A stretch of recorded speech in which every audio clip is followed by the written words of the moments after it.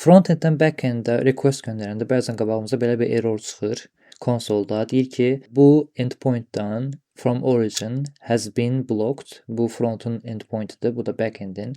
Has been blocked by course policy. Access control allow origin. Bu nə deməkdir və bu problemin baş vermə səbəbi nədir?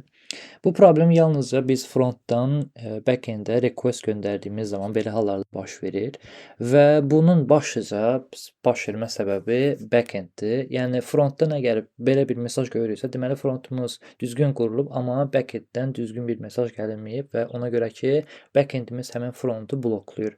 Bunun qarşısını necə almaq olar? Onun üçün biz library-dan istifadə edəcəyik, Node.js-in özünün library-dən. Ondan qabaq mən kodları göstərməyə çalışım. Mən necə bunu kodu əldə etdim, bu error necə qarşıma çıxdı.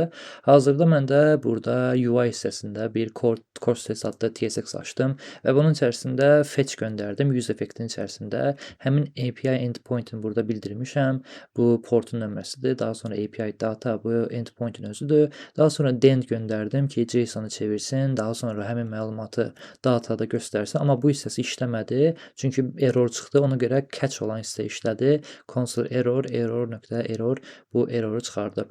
Və bunun göndərən hissə isə index.js bizim məlumat götürmək istədiyimiz yerdir. Hazırda Express.js xırda bir nümunədir. İndiki endpoint-unda API datada mən mesaj göndərirəm ki, hello from backend və bu mesajda frontend-ə və yaxud da istənilən yerdən çağırılan yerdə bu mesaj geri qaytarılmalıdır. Amma hazırda işləmir.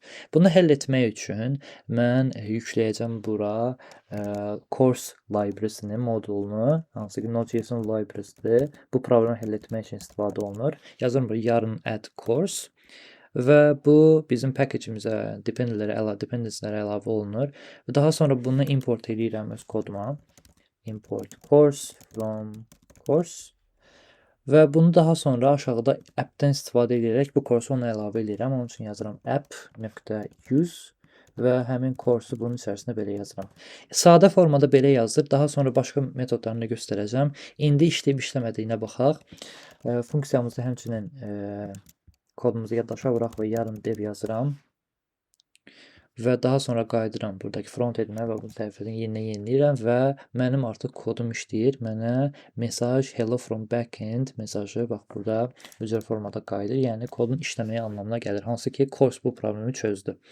Və burada bunun işləməsi belədir. Amma bu təhlükəsizlik baxımından yaxşı deyil. Çünki artıq biz backendimizi bütün frontendlərə, bütün request hissələrini açmışıq. Bunun qarşısını almaq üçün müxtəlif metodlardan istifadə edəcəyik. Bu course-un içərisində bir dənə object açıram belə formada və bu objectin içərisinə mən əlavə edəcəm origin adlı dəyəri. Bu origin nədir? Bu origin frontendi bildirir. Mən gəlib bura belə bir ulduz qoysam, bu o deməkdir ki, bütün istənilən frontend requestləri cavabına qəbul elə və onları icazə ver anlamına gəlir. Yəni təkcə bu frontend yox, başqa bir yerdən də mənim backendimə mesaj gələ bilər və onun cavabını qəbul eləyəcək. Yox, əgər mən burada sırf olaraq özümün, mən istəyirəm ki, localhost 5173 ancaq buna icazə verirsin. Ona görə gəlirəm origin-a və həmin localhost-u burada belə yazıram. Localhost. Burada başqa URL də ola bilər.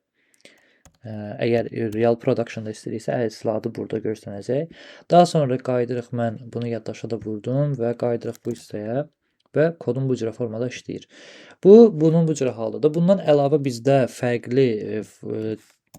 fərqli dəyərlər də var. Onlardan biri də credentials-dır. Məsələn, credentials-ın anlamı biz əgər qeydiyyat sistemi düzəldiriksə, o zaman mənim request-də olan məlumatların, body-də olan məlumatların, xüsusilə headers-də, cookies-lərdə bunların gedib gəlməsini istəyirəmsə, cookie ilə credentials-ın qabağına verib true yazıram və belə olanda da artıq məlumatlar gedib gəlməsinə icazə verirəm.